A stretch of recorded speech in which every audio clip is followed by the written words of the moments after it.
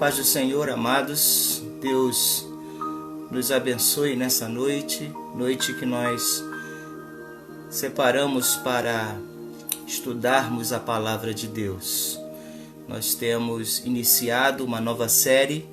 Esta nova série, ela está baseada na carta do apóstolo Paulo aos Tessalonicenses, a primeira carta. E no domingo nós iniciamos o estudo desta carta, a exposição dela. E hoje nós vamos dar continuidade e vamos para o capítulo 2. Nós vamos do verso 1 ao verso 12 desta passagem e vamos analisar a partir do seguinte tema: verdade que vale a pena.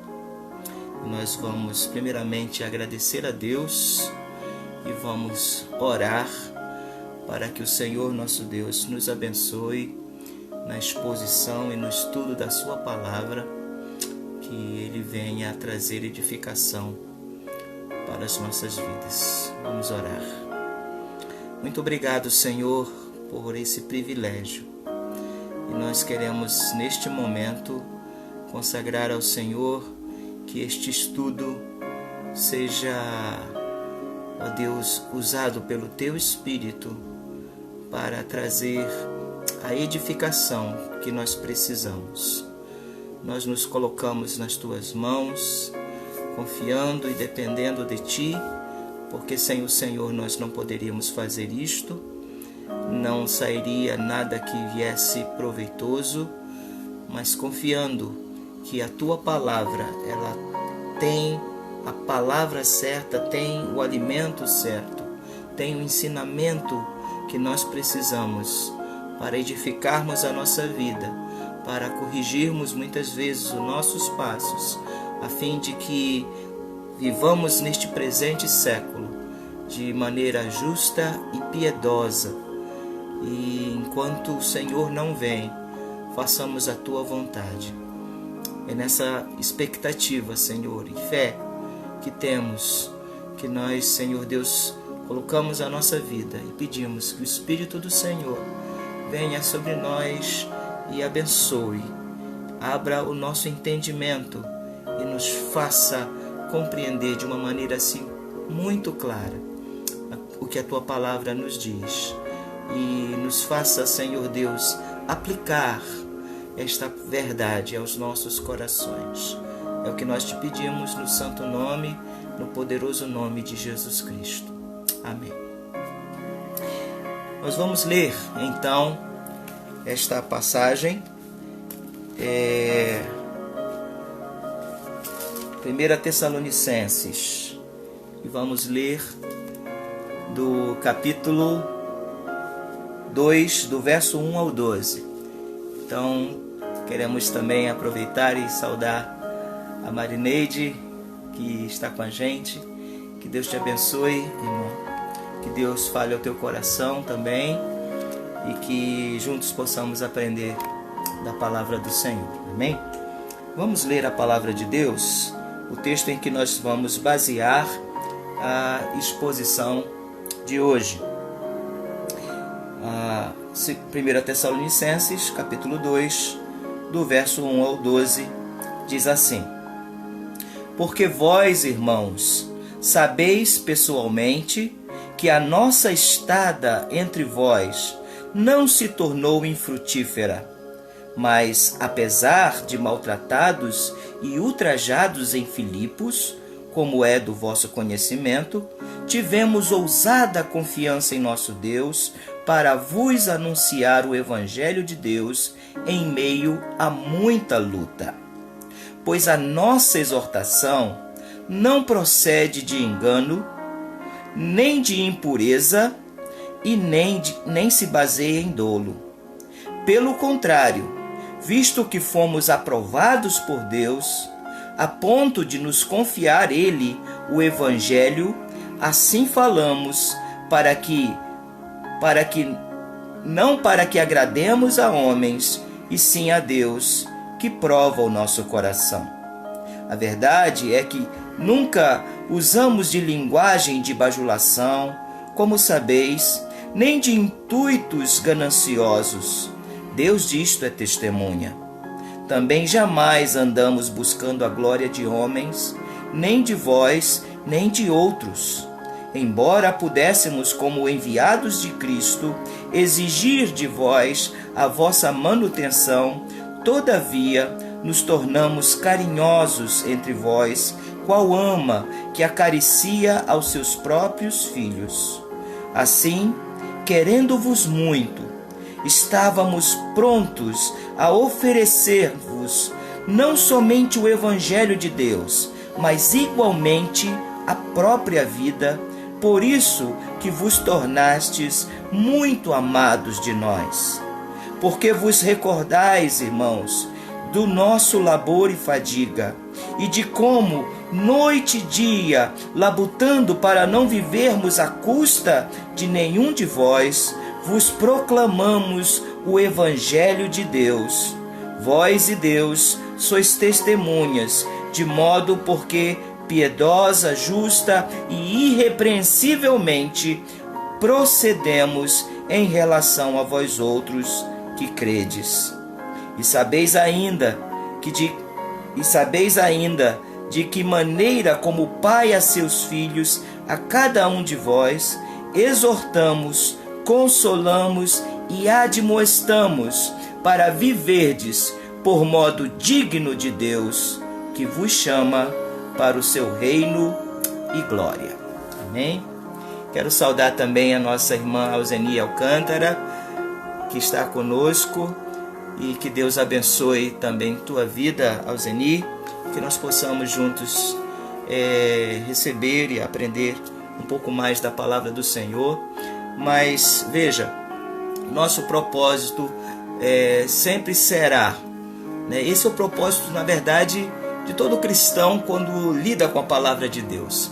Nunca é de nós simplesmente nos enchermos de conhecimento, mas o propósito é fazermos com que a palavra de Deus ela tenha uma aplicação na nossa vida.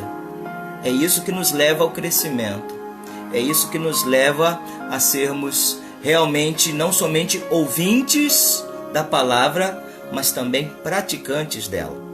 É quando nós aprendemos e vemos as aplicações que ela faz à nossa vida e nós nos colocamos então para fazer conforme a palavra de Deus.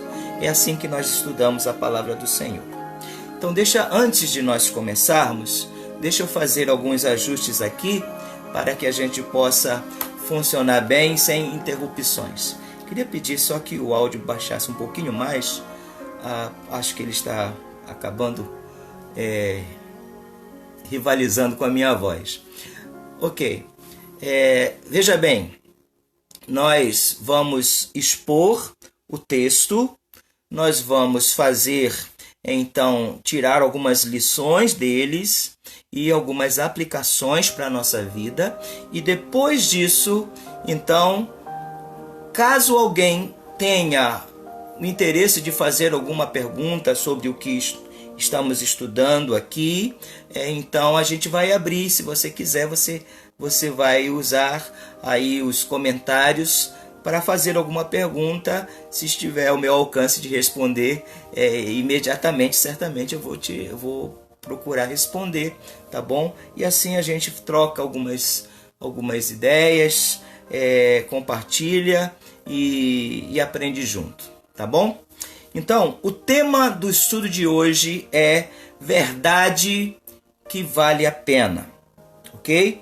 Então, esse texto que nós analisamos agora, que lemos, é o texto em que a gente vai estar pensando sobre isso. Que verdade é esta que vale a pena?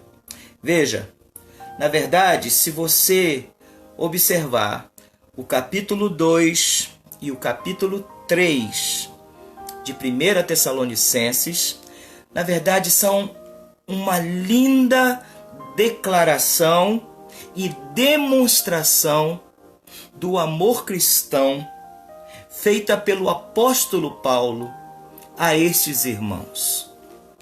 Tanto o capítulo 2 quanto o capítulo 3. Se nós pudermos definir tudo o que Paulo diz ali, é como se Paulo estivesse de longe. Possivelmente Paulo estava em Corinto quando escreveu esta carta aos irmãos. De lá ele envia essa carta por meio de emissários, depois dele ter recebido notícias de Timóteo a respeito desses irmãos, que muito confortaram a Paulo, e motivado por isso, Paulo escreve a esses irmãos.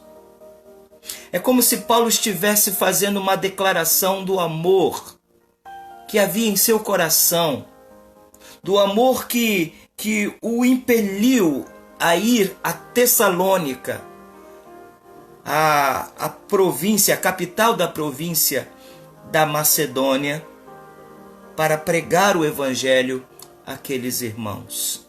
A repercussão do evangelho de Cristo na vida desses irmãos foi algo tão marcante que Paulo nota isso. E quando ele manda Timóteo para saber desses irmãos, se eles iam bem, se a fé deles estava ainda firme, apesar de todos os tumultos que os judeus criaram quando viram essas pessoas se convertendo, quando Timóteo traz essa notícia para Paulo, Timóteo renova o coração de Paulo. E Paulo então escreve esta carta, e o que ele diz, tanto nesse capítulo quanto no capítulo 3, marque bem isso, é como se fosse uma declaração e ao mesmo tempo uma demonstração do amor cristão que havia em Paulo por esses irmãos.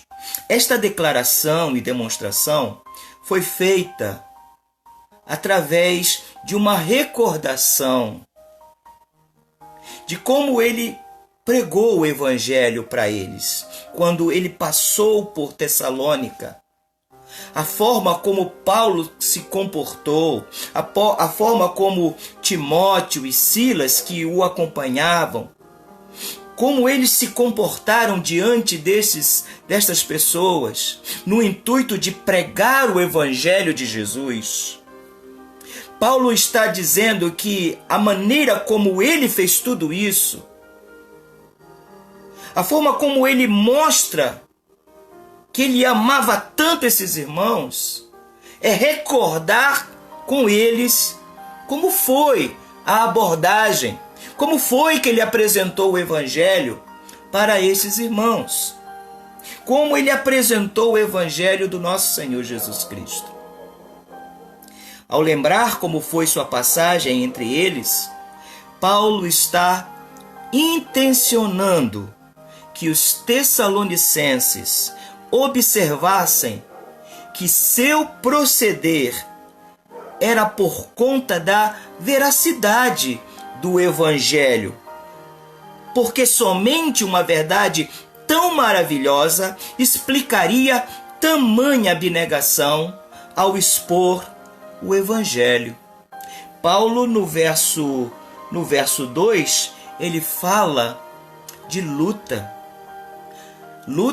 que começou até antes dele chegar a Tessalônica, porque lá em Filipos, quando ele chega naquela região norte, na Macedônia, ele primeiro vai a Filipos. E em Filipos acontece aquela tão conhecida situação em que ele está pregando o evangelho, e primeiramente muitas mulheres naquele local onde se parecia um local para se orar. Ele está ali, Lídia se converte, mas também aparece uma menina que era usada pelos seus senhores como uma adivinha, e Paulo repreende o demônio que estava naquela menina, que fazia ela adivinhar coisas, e esses homens ganhavam dinheiro com isso. E por conta de que o demônio saíra dessa menina, logo o seu poder tinha sumido, esses homens prendem Paulo, levam às autoridades e acusam Paulo, junto com Silas, de que eles estavam pregando costumes que não eram do seu povo, coisa estranha. E aí então Paulo é açoitado, depois prendem Paulo, e aí acontece aquela história de Paulo e Silas na prisão. Tudo isso aconteceu em Filipos. Ele apanha, ele é ultrajado, porque ninguém procurou saber se ele era cidadão romano ou não. No outro dia, do dia depois da prisão, o carcereiro é convertido no meio da noite. Toda aquela história está acontecendo em Filipos. Quando Paulo é liberado na manhã seguinte, o pessoal queria mandar ele às escondidas. Ele falou: não, senhor,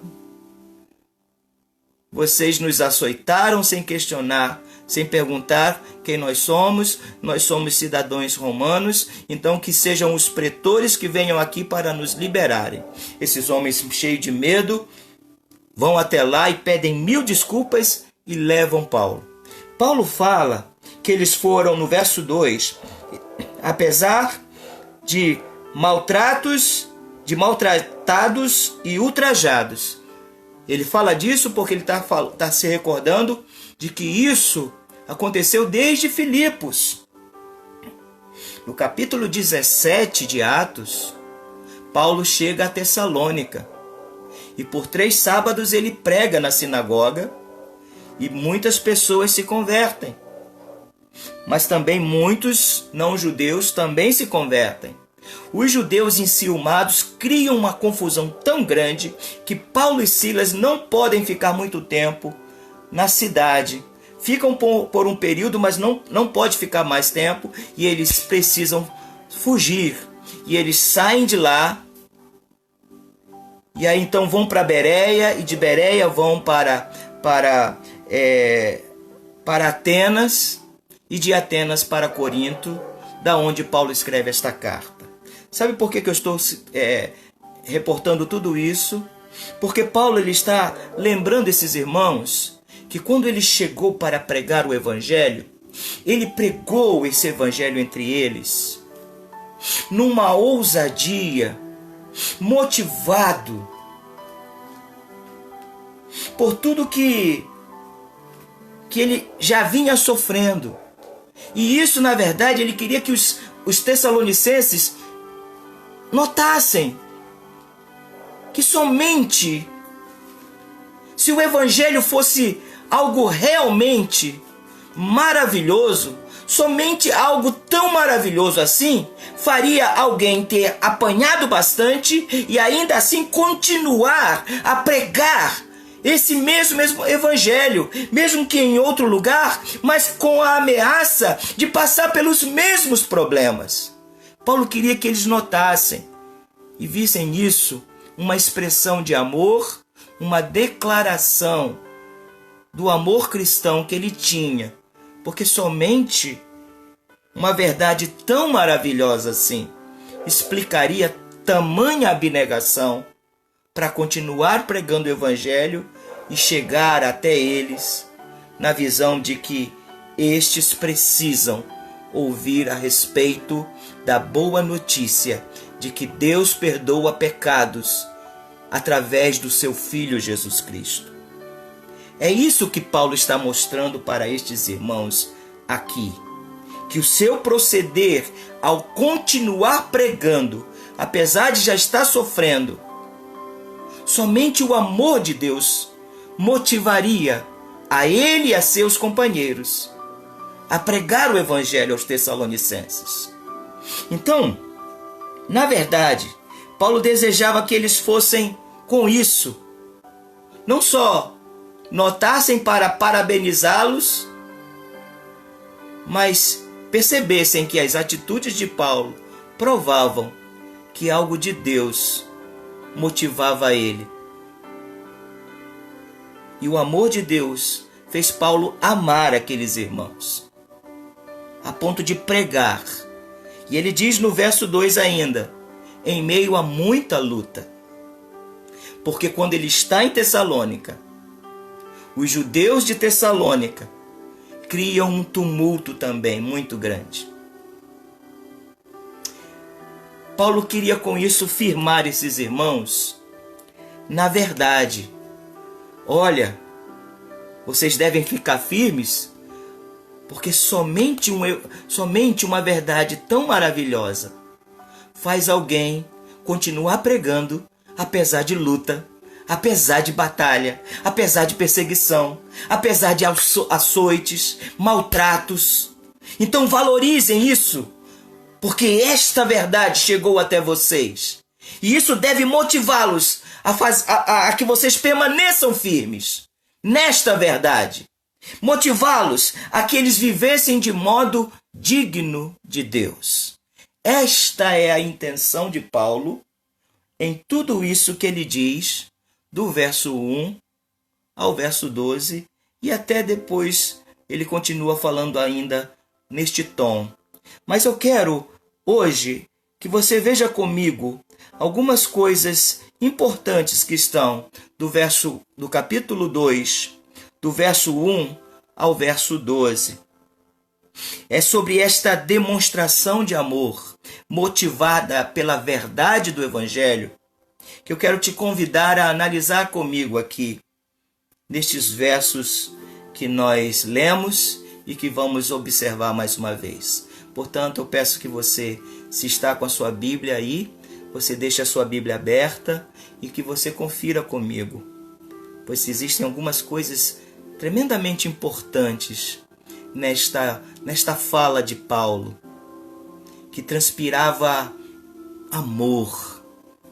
Paulo amou a estes irmãos e ele se preocupa com eles. E ele até fala assim, qual ama que cuida bem dos seus filhos. Esse era o amor que Paulo tinha por esses irmãos. E o que levava Paulo a ter um amor assim? Talvez esta seja a principal pergunta que nós devamos fazer. O que está por trás desta demonstração e desta declaração de amor que Paulo faz a estes irmãos? O que está por trás? O que esteve por trás das atitudes dele, do proceder dele? Então eu coloco aqui para nós. Vamos pensar assim. Quais foram as motivações descritas por Paulo ao pregar o Evangelho aos Tessalonicenses?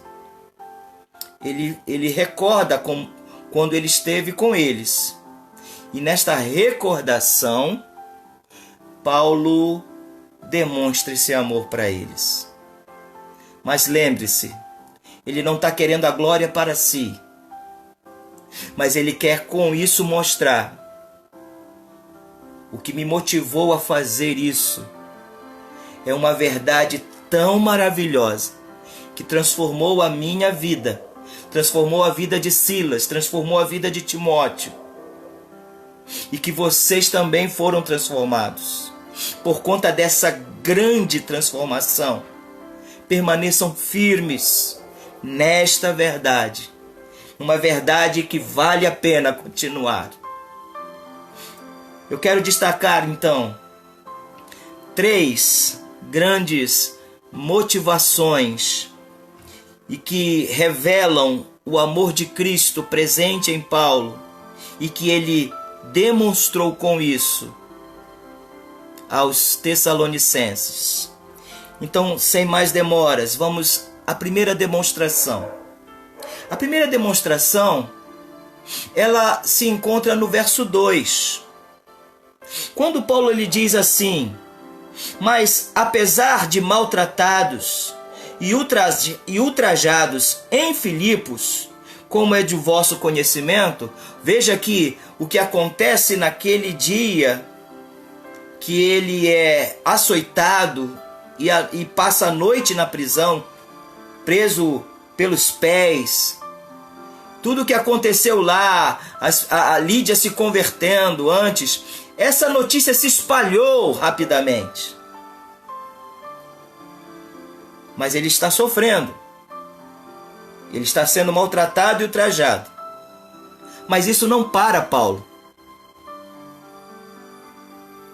Aí Paulo fala o seguinte para esses irmãos: isso é do vosso conhecimento.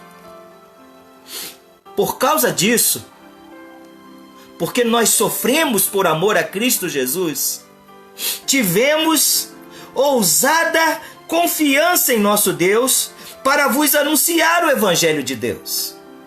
Veja uma coisa, irmãos, eu vou abrir um parêntese aqui que já serve para a gente começar a pensar.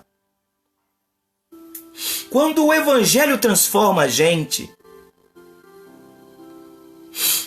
não é uma perseguição, não é uma batalha, não é uma oposição que nos faz retroceder. Quando o Evangelho muda o nosso coração e a nossa vida, na verdade a gente sente um orgulho por sofrer por Cristo, e nós somos levados, nós somos tomados de um regozijo de continuar, porque isso é um indicativo de que esta verdade é uma verdade poderosa e que não pode ser guardada somente para mim. Ela precisa ser anunciada. E é isso que Paulo está dizendo.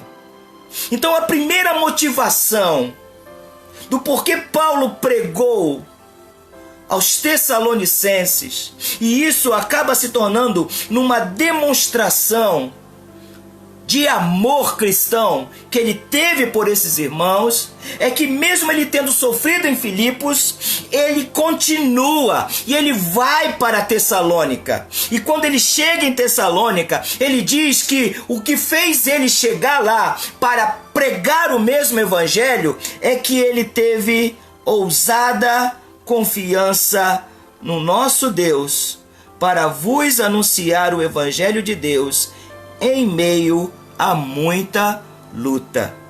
A primeira motivação, então, é ousada confiança em Deus, apesar da oposição. Paulo demonstra: o amor de Deus me motiva a continuar. O amor de Deus me leva a pregar essa palavra. Quero saudar a nossa irmã Eucileia Santos, que também aparece aqui. Que Deus abençoe, que a irmã possa continuar, que nós possamos aprender juntos a palavra de Deus, e Deus abençoe a sua vida, seu marido também.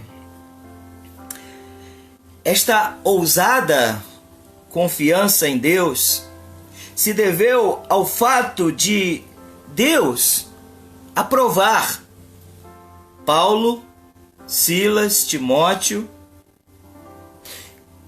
confiando a eles o Evangelho, de tal maneira que eles foram comissionados a anunciar o Evangelho. Na segunda viagem missionária, Paulo pega Silas e também pega a Timóteo e sai numa segunda empreitada. A princípio era visitar as igrejas por onde eles tinham pregado o Evangelho na primeira viagem missionária, mas acabam indo também para a região da Macedônia e vão a Filipos, depois a Tessalônica, Bereia, enfim, aquela região ali também é contemplada pela pregação do Evangelho de Cristo Jesus, através de Paulo, porque ele fora comissionado. Não diferente dele, também somos comissionados, porque Jesus deixou esta ordem para nós como igreja: ide por todo o mundo, pregai o Evangelho a toda criatura, batizando-os em nome do Pai, do Filho e do Espírito Santo, e aí fazendo testemunhas de todas as nações. Então nós também somos comissionados por Deus para que o Evangelho chegue a outros. Mas o que levou Paulo e que acabou se tornando uma demonstração do grande amor de Deus presente na vida dele, e que ele demonstra é que mesmo apesar de toda a oposição, Paulo tem ousada confiança. E essa ousadia baseada em quê? Baseada exatamente no fato de Deus aprovar a Paulo e confiar a ele o evangelho. Note que ele diz isso no verso 4. Pelo contrário, visto que fomos aprovados por Deus, a ponto de nos confiar ele o evangelho, assim falamos, não para agradar a homens, e sim a Deus, que prova o nosso coração. Isso lembra também o que aconteceu, e eu peço, se você está com a sua Bíblia aberta, veja que quando Paulo fala desta aprovação, ele está lembrando de como isso também aconteceu propriamente quanto à segunda viagem missionária. Então eu peço, por favor, que você confira lá em Atos capítulo 13. Aliás, antes da segunda viagem missionária, na primeira mesmo viagem missionária, foi algo realmente dirigido pelo Espírito Santo de Deus. Porque até então o evangelho tinha chegado aos gentios mais próximos ali de Jerusalém, através de Filipe e tudo mais, toda aquela repercussão. A igreja então se posiciona, entende que a graça de Deus se estendeu não somente aos judeus, mas também aos gentios. E aí no capítulo 13 de Atos, tem uma coisa curiosa, e eu entendo que é disso que Paulo está falando aqui, quando ele fala desta aprovação de Deus. Deus então não somente aprova, mas aprova e confia a ele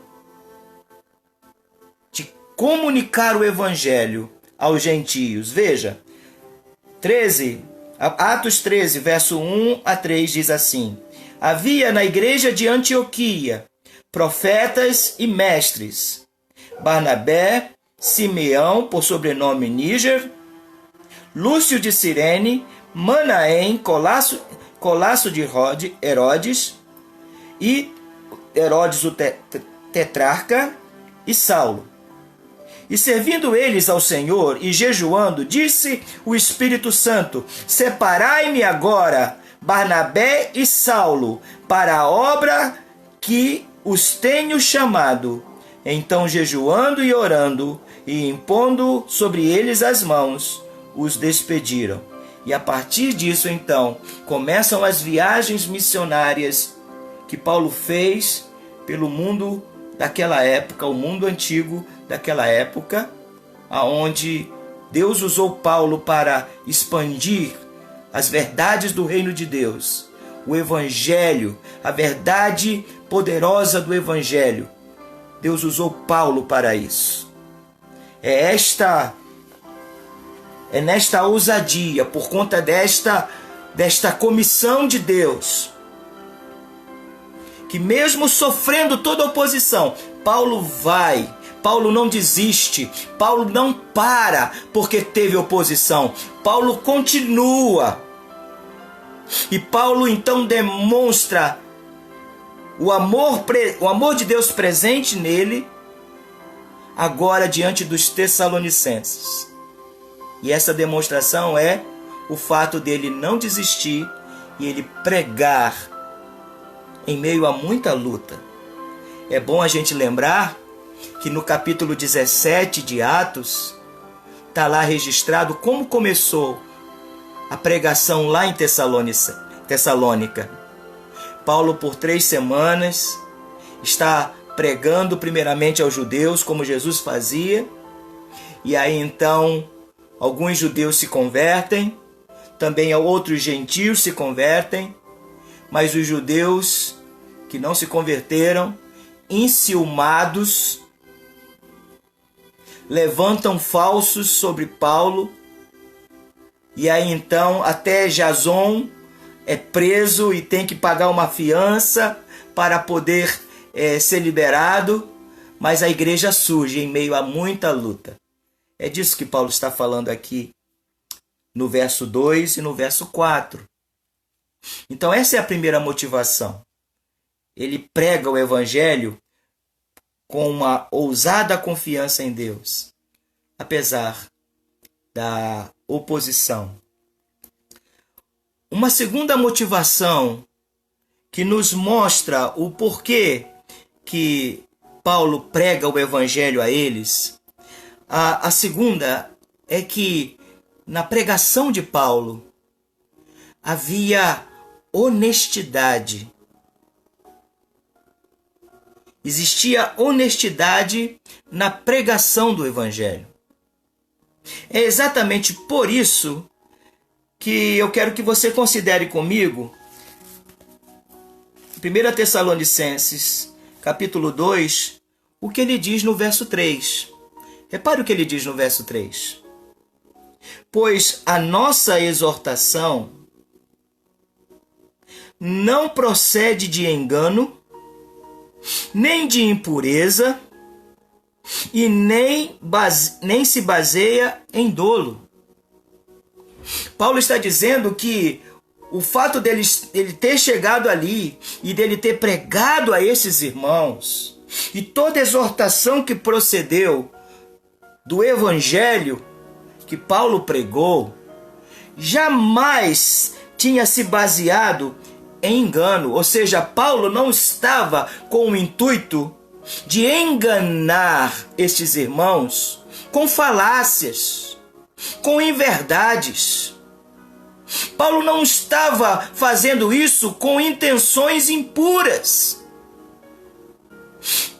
com segundas intenções ou artimanhas, visando alguma coisa tirar em seu próprio benefício.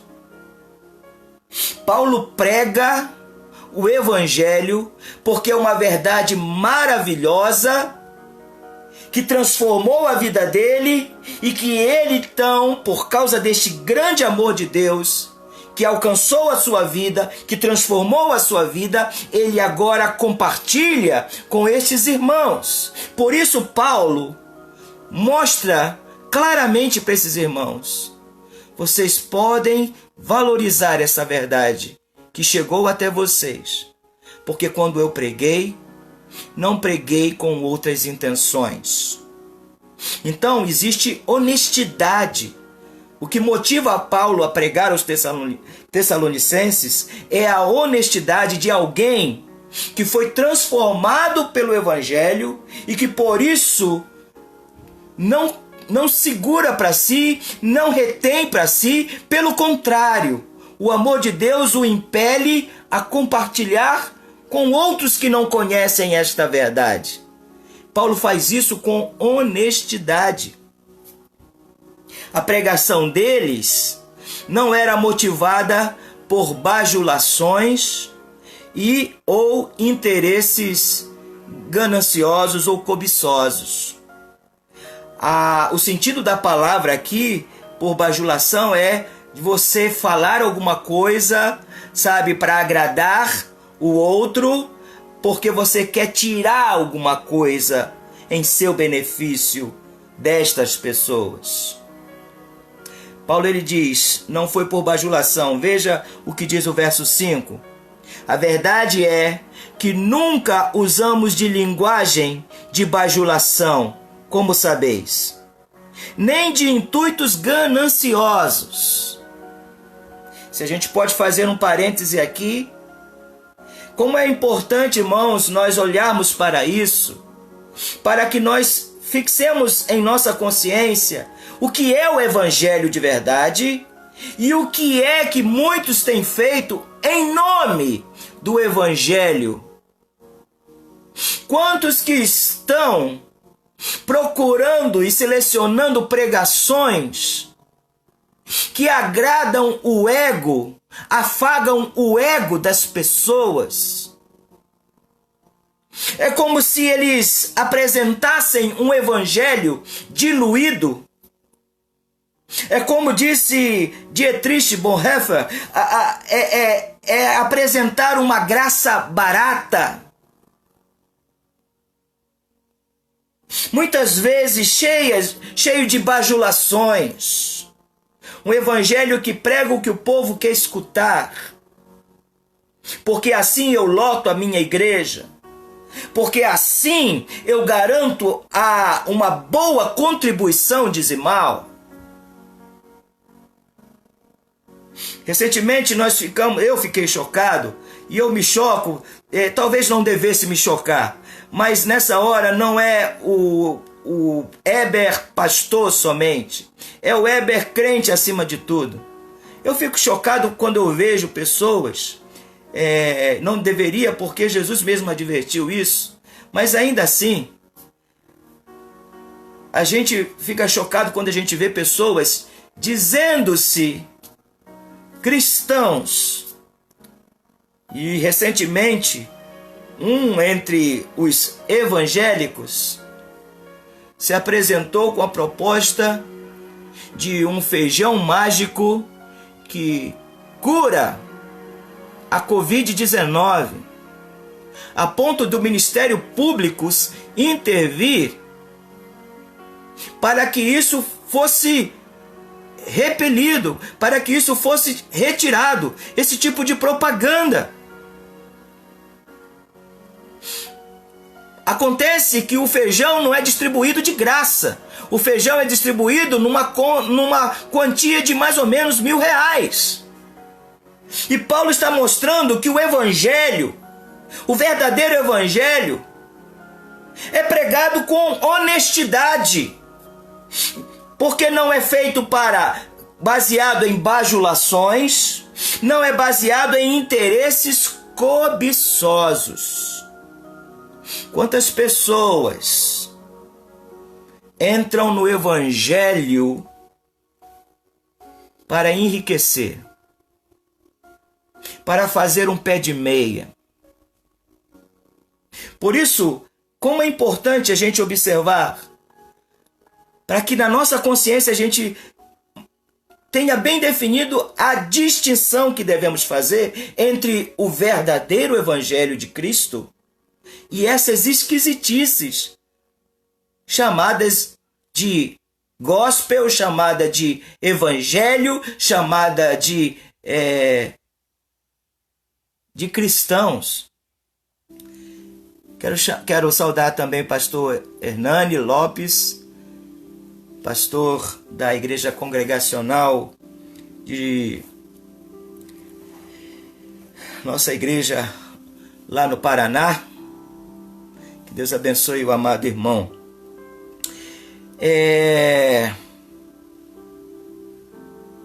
Quando a gente nota o verso 7 e o verso 8, nossa igreja de Foz do Iguaçu fugiu da memória, mas consegui recuperar, pastor. A igreja lá de Foz do Iguaçu, pastor Hernani, Deus abençoe, amado, que o irmão possa ficar conosco também. Quando a gente nota o que Paulo diz no verso 7 e no verso 9, a gente percebe que Paulo prova que ele estava pregando o evangelho com honestidade, é porque ele mostra que ele viveu, no curto período que ele esteve entre os Tessalonicenses, ele viveu com eles, abrindo mão até do sustento que lhe era direito. Porque uma igreja surge, e então era de se retribuir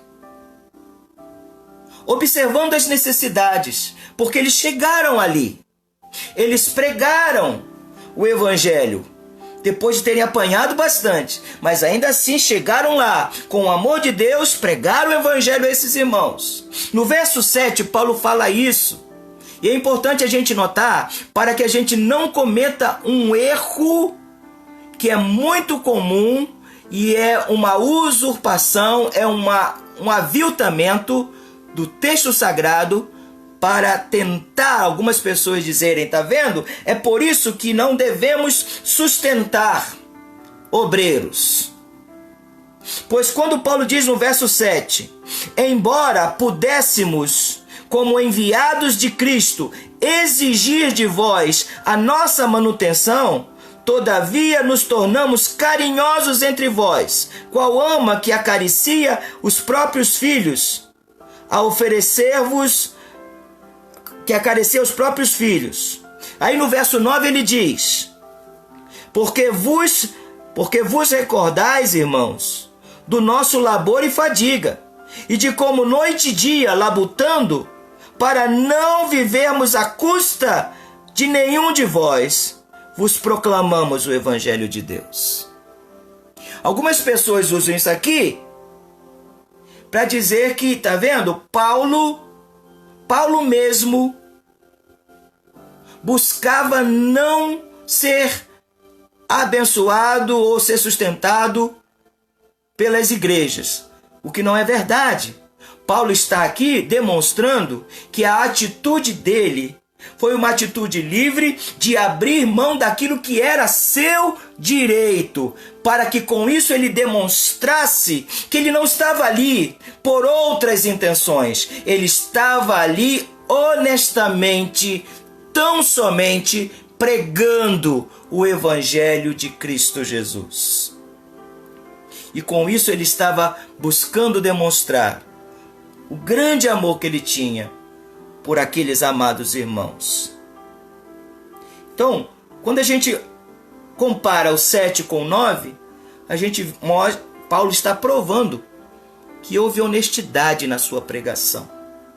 Ele não era bajulador e ele não estava alimentando intuitos cobiçosos. Ele não queria ganhar alguma coisa, lucrar alguma coisa em cima dos tessalonicenses. Como é importante a gente notar e como é grande a diferença quando o verdadeiro evangelho é pregado, quando existe honestidade nesta intenção. O verso 10 resume tudo isso. Resume bem esta honestidade de propósito na pregação do Evangelho de Paulo. Confere o verso 10, por favor. Vós e Deus sois testemunhas, de modo porque piedosa, justa e irrepreensivelmente procedemos em relação a vós outros. Então Paulo está mostrando a primeira motivação que fez ele pregar o Evangelho foi aquela ousada confiança em Deus. O Deus que deu a ele, outorgou a ele, que ele pregasse o Evangelho. A segunda motivação que leva Paulo a pregar aos Tessalonicenses é a honestidade com que ele faz isso. E a terceira motivação que fica muito evidente neste texto, amados, é que Paulo revela um desejo ardente pela conversão dos Tessalonicenses. Ângela Maria Ferreira, seja bem-vinda, querida, que você possa ficar conosco e nós aprendermos juntos a palavra de Deus. Estamos estudando 1 Tessalonicenses, capítulo 2, do verso 1 ao verso 12. E a gente tem falado sobre Paulo e a sua pregação, como que esta pregação aos Tessalonicenses, ela demonstra o amor que Deus tinha por eles e o próprio Paulo tinha por esses amados irmãos. Paulo, com tudo isso, queria uma coisa: mostrar que a verdade que ele estava trazendo era uma verdade tão poderosa e tão maravilhosa que somente algo assim poderia explicar tamanha obstinação para continuar pregando o Evangelho apesar de toda a luta, toda a batalha. Se os Tessalonicenses observassem isso, Paulo crê que eles seriam fortalecidos a viverem de um modo digno de Deus. Essa é a intenção de Paulo nesses versos aqui. E a gente está destacando agora apenas o que Paulo está dizendo. E o que está por trás são as motivações. A primeira delas é a motivação de que ele se encheu de uma ousada confiança no Deus que deu a ele, que comissionou a ele. Então, mesmo diante de toda a luta, ele vai e prega. Mas esta pregação é uma pregação que não tem outras intenções por trás. Paulo, então, está mostrando que a motivação que o levou a pregar é a honestidade. Ou seja, houve honestidade na pregação do Evangelho. Porque é assim que deve ser. É assim que a gente revela Cristo. Mas a terceira motivação que eu destaco aqui é o desejo ardente pela conversão dos Tessalonicenses. Além de muita confiança de que Deus mandou ele fazer isso, além de muita honestidade em pregar isso, existe um ardor, existe um amor no coração de Paulo, e ele então mostra isso no tempo em que ele passou com os Tessalonicenses. Aonde que a gente vê esse ardor? Aonde que a gente vê tanto amor de Paulo nessas palavras? E que fala desse ardor, desse desejo que ele tinha de ganhar essas pessoas para Cristo Jesus. É o que a gente nota no verso 8. Repara o que ele diz no verso 8. Assim, querendo-vos muito. Querido, quando a gente prega o Evangelho, nós precisamos estar tomados do amor de Deus de uma tal maneira que o nosso coração arda de desejo para que pessoas verdadeiramente se convertam a Cristo Jesus. Paulo, ele está dizendo, ele está falando dele, de Timóteo e de Silas.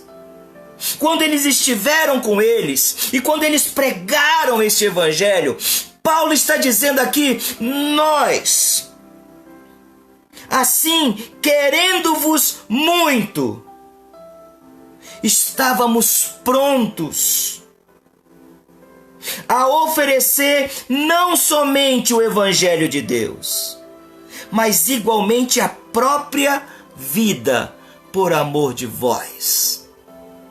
Note o que Paulo está dizendo. Meu interesse, o meu desejo por vocês, o meu desejo de que Cristo, transforme vocês, o desejo de que o Evangelho, que é poder de Deus para a salvação de todo o que crê, também esse poder se manifeste em vocês. É isso que Paulo está dizendo para esses irmãos, querendo muito isto. E com essas palavras, Paulo está mostrando o desejo ardente que ele tinha em seu coração pela conversão dos Tessalonicenses. Esse desejo era tão ardente que havia a disposição até de morrer pela conversão deles.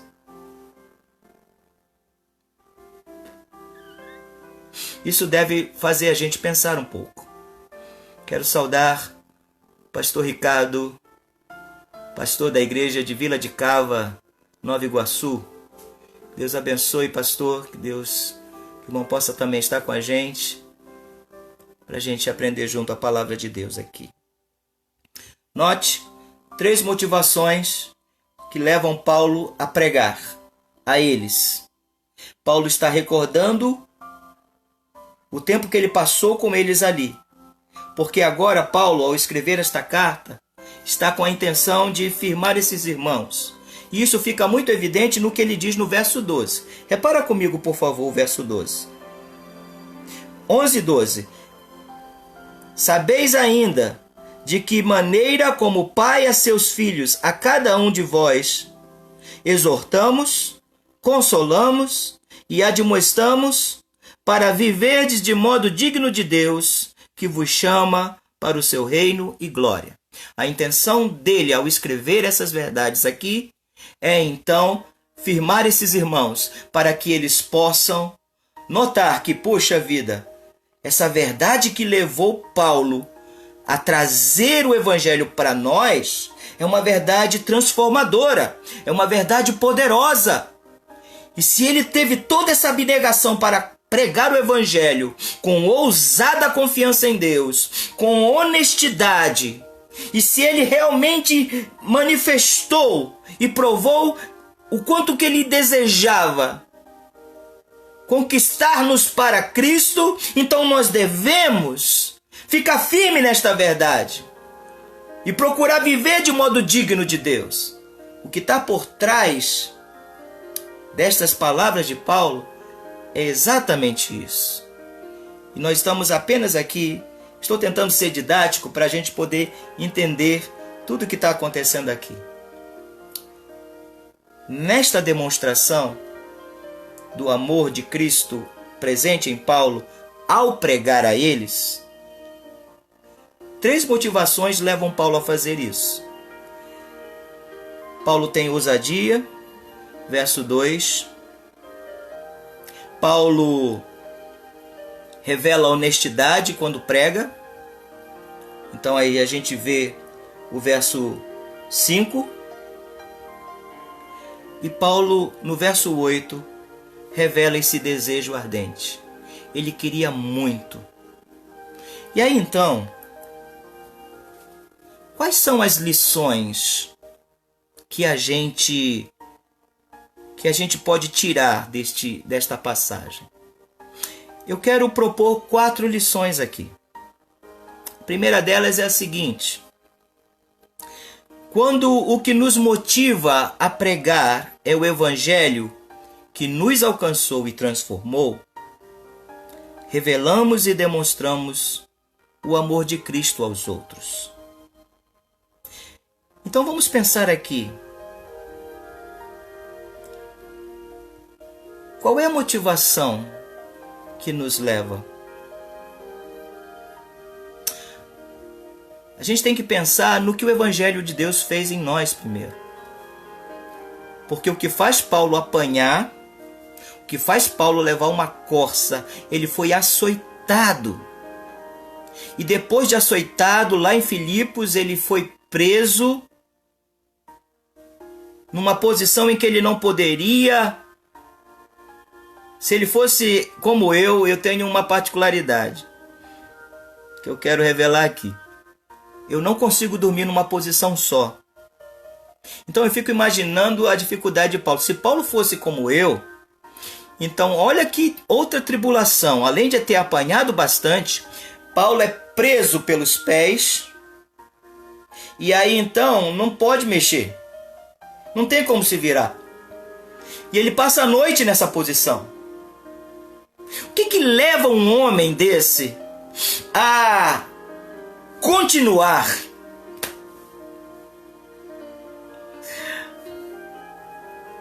O que leva esse homem a continuar é que o Evangelho primeiro mudou a ele, transformou a vida de Paulo.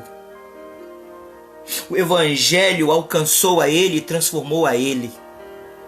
Então esta boa notícia que ele descobriu impulsiona ele a pregar para os outros. E quando ele faz isso, ele demonstra o amor de Deus presente na sua vida. Então o que a gente aprende com isso? Que quando na verdade a nossa motivação é pregar o Evangelho, aquilo que transformou a nossa vida, fica evidente o amor de Deus para as pessoas.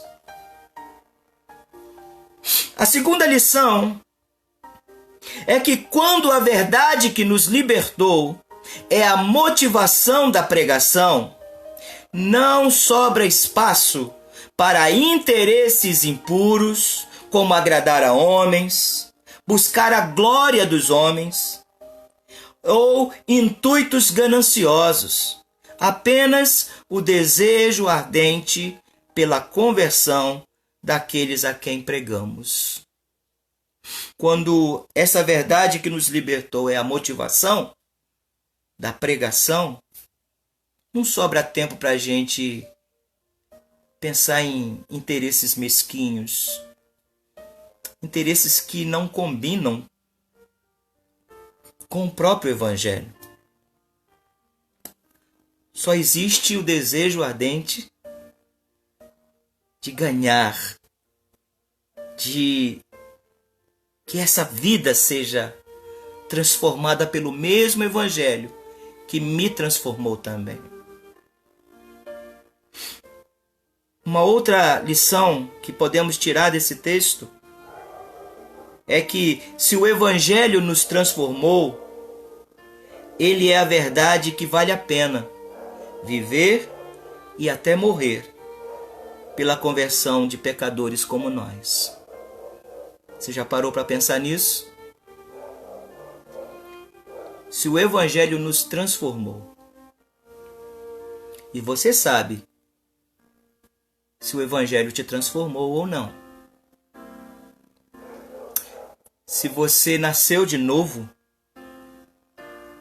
o que o Evangelho fez por você, esse Evangelho vale a pena viver por ele e até morrer, para que alguém também conheça que Cristo é a única salvação. É isso que Paulo nos ensina aqui. Transformou a ele. A última lição que a gente tira aqui é: somente o verdadeiro Evangelho tem poder de encorajar a viver de modo digno de Deus. Primeiramente, Paulo lhe fala que a palavra que ele trouxe a eles, e é essa exortação que ele traz a esses irmãos, tem um intuito. O verso 12 mostra isso. O intuito é de exortar esses irmãos a viverem de modo digno. E aí eu quero resgatar a ideia de exortação, porque geralmente nós aprendemos que exortação é uma bronca. Mas peraí, vamos entender melhor isso. Por que a gente coloca um peso negativo nessa palavra, exortação?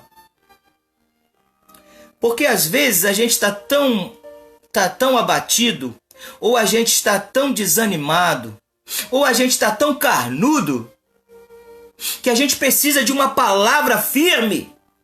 Mas na verdade essa palavra, ela é firme, e talvez daí venha a ideia de bronca, mas é uma palavra firme que visa um encorajamento. Então Paulo fala de exortação para que eles vivam de modo digno de Deus, porque ele está, na verdade, encorajando esses irmãos a que eles, mesmo em meio às lutas como ele, que eles vivam para a glória de Deus, que eles vivam de modo digno do Senhor. Entende isso? Mas esse mesmo Evangelho não somente encoraja, como esse mesmo Evangelho consola. E aonde está o consolo para se viver digno de Deus? Mesmo se eu tiver pedradas, mesmo se as pessoas se virarem contra mim, aonde está a consolação que esse Evangelho me aponta? A consolação está nisso aqui, ó. Repara o que Paulo diz sobre o que Deus fez com cada pessoa aonde o Evangelho alcançou e transformou. Veja o final do verso 12. Viver de modo digno de Deus, que vos chama para o seu reino e glória. Cada um que foi transformado por Deus, foi transformado porque Deus o chamou para o seu reino e glória. Entende? Não é confortante, não é consolador A gente lembrar que eu sofro hoje por causa de Cristo. Se eu continuar pregando e eu tiver reveses, se eu continuar pregando o Evangelho e eu tiver, perseguição por conta disso, não é consolador saber que esse mesmo Evangelho que me impulsiona a pregar, esse Evangelho é um Evangelho por quê? Porque é a notícia de um Deus que me chamou e que está chamando outros também para o seu reino e para que eles desfrutem da glória daquele que é o Altíssimo e que estarão para sempre com ele e que para sempre o louvarão e que para sempre o admirarão e que para sempre serão fartos de alegria, pois a palavra de Deus diz que quando ele nos buscar, nós estaremos não somente para sempre, mas estaremos com ele e não haverá mais choro, não haverá mais dor, não haverá mais lágrimas, mas haverá paz, alegria e gozo no Espírito Santo, na presença de Deus. Não é confortante, não é consolador isso? Saber que o que nos espera vale a pena toda a perseguição, vale a pena toda a batalha por causa desse Evangelho?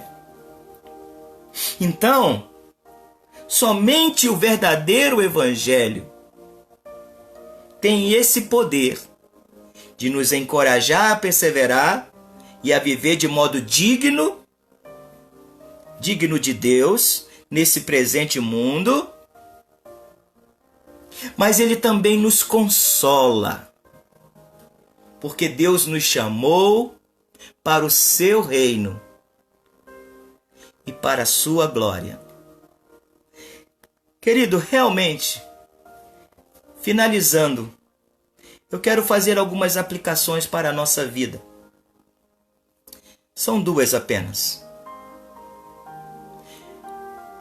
E eu me dirijo para aquela situação de alguém que já não sente o seu coração pulsar tão forte por pessoas, por almas. Eu te pergunto, onde foi parar o seu amor cristão pelos perdidos? Quero te lembrar que Deus continua chamando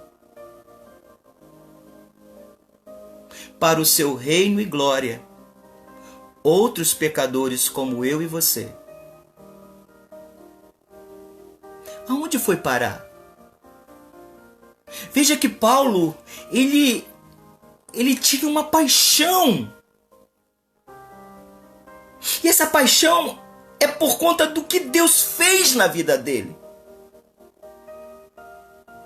Paulo vai dizer numa outra carta, se eu não me engano, em Romanos, Paulo pergunta, ele apela aos irmãos que eles acordem.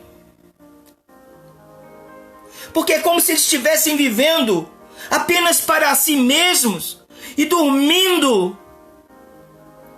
Aonde foi parar, querido, o amor cristão pelos perdidos na sua vida? Peça a Deus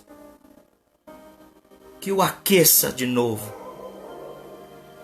Que aqueça mais uma vez com o amor de Cristo. Essa verdade que vale a pena a gente anunciar. E que isso te faça a pregar com paixão como Paulo pregou.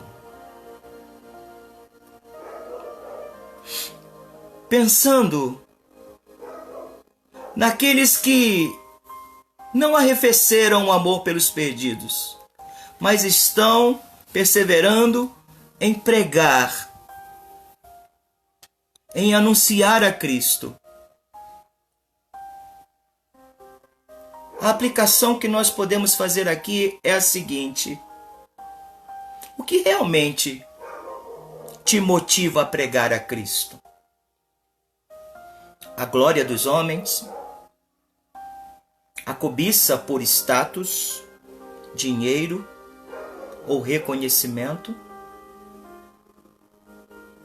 O que motiva você a pregar a Jesus? Já parou para pensar nisso?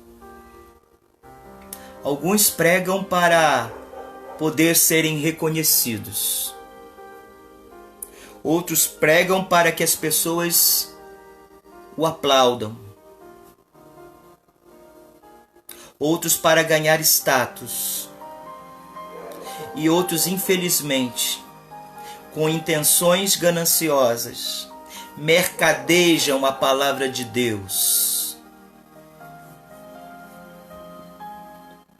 O que te motiva a pregar? Na verdade, nenhuma dessas motivações que eu citei aqui são legítimas e são dignas de Cristo. Portanto, renuncie estas tentações, esses ídolos que se formam no coração. Renegue-os. Se você os admite agora, e o Espírito de Deus está usando essas palavras para te fazer pensar que você tem alimentado outras motivações, renegue tudo isso. É assim que a gente aplica o que a gente aprende aqui. E a gente deve clamar o perdão de Deus, para que Ele renove uma boa motivação como as que a gente viu em Paulo. Eu queria que a gente pensasse nisso. Eu queria fazer essa aplicação aqui, nessas duas possibilidades. Se você está esfriado no amor que você deve ter pelas almas perdidas, que você peça para Deus aquecer seu coração de novo, para que você venha a pregar a Cristo Jesus. Se você até prega, mas pelas motivações erradas, que você se arrependa disso e peça a Deus para que Ele coloque as motivações corretas. Eu quero orar, mas antes quero saudar a Raíssa, minha sobrinha, que também entrou agora. Que Deus abençoe você ainda assim, Raíssa. Que você possa depois ouvir o que a gente compartilhou aqui. Vamos orar? E após esta oração, eu vou me colocar à disposição aqui, tá bom? Se alguém quiser fazer alguma pergunta, tirar alguma dúvida, né, aí a gente pode compartilhar aqui nesse período que a gente tem. Então você escreve aí nos comentários alguma pergunta que você queira fazer ou alguma colocação que você queira fazer a respeito do que a gente estudou aqui, tá bom? Fique à vontade. Eu vou orar e aí então eu abro esse espaço. Se você quiser, então você faz uso dessa oportunidade, pergunta ou coloca alguma coisa, ou até mesmo, né, se não for nenhuma questão do texto ou de alguma coisa que você não entendeu, se for apenas um pedido de oração, também você fica à vontade para a gente orar por isso também, tá bom? Mas agora vamos orar diante do que a gente ouviu da palavra de Deus. Senhor, nós te damos graças pela tua palavra que é viva e eficaz, que é poderosa para penetrar o mais profundo do nosso ser. É através desta palavra que o teu Espírito também aplica à nossa consciência estas verdades. E o Senhor perscruta e examina e esquadrinha o nosso coração. Vê, Senhor, o que há em nós. Se há caminho mau, nós pedimos que o Senhor nos ajude e nos coloque no caminho certo. De tal maneira, Senhor, se nós temos sido arrefecidos no amor que devemos cultivar, de querer que outros também conheçam o Deus que nos transformou. Pedimos que esse amor seja renovado no nosso coração. E que a gente olhe para Paulo como um bom exemplo de alguém que pregou com paixão, pregou com muita paixão, porque viu o que Deus fez na sua própria vida. Que seja essa a nossa motivação maior para falar de Jesus a um amigo, para falar de Jesus a um parente, para falar de Jesus a quem o Senhor nos colocar para fazer. Senhor, eu oro ainda para que o Senhor perdoe quando as motivações do nosso coração são mesquinhas, são interesseiras, são indignas da grandeza do Evangelho. Perdão, Senhor. Perdão quando nós nos preocupamos muito com a glória dos homens. Perdão, Senhor, quando nós buscamos agradar a homens. Perdão, Senhor. Nos motiva a fazer isso com honestidade, com desejo ardente por vidas alcançadas e principalmente motivado pelo Evangelho que o Senhor colocou em nosso coração para pregar. Eu faço essa oração por mim e pelos meus irmãos aqui presentes. E agradeço a Ti pela Tua ajuda. Em nome de Jesus. Amém, Senhor. Amém. Deus abençoe, queridos. Estou à disposição se você quiser fazer algum comentário ou alguma pergunta sobre o estudo. A gente está aqui para compartilhar, trocar ideia, tá bom? Se não, se ninguém fizer nenhuma pergunta, então a gente encerra por aqui o nosso estudo de hoje, tá bom?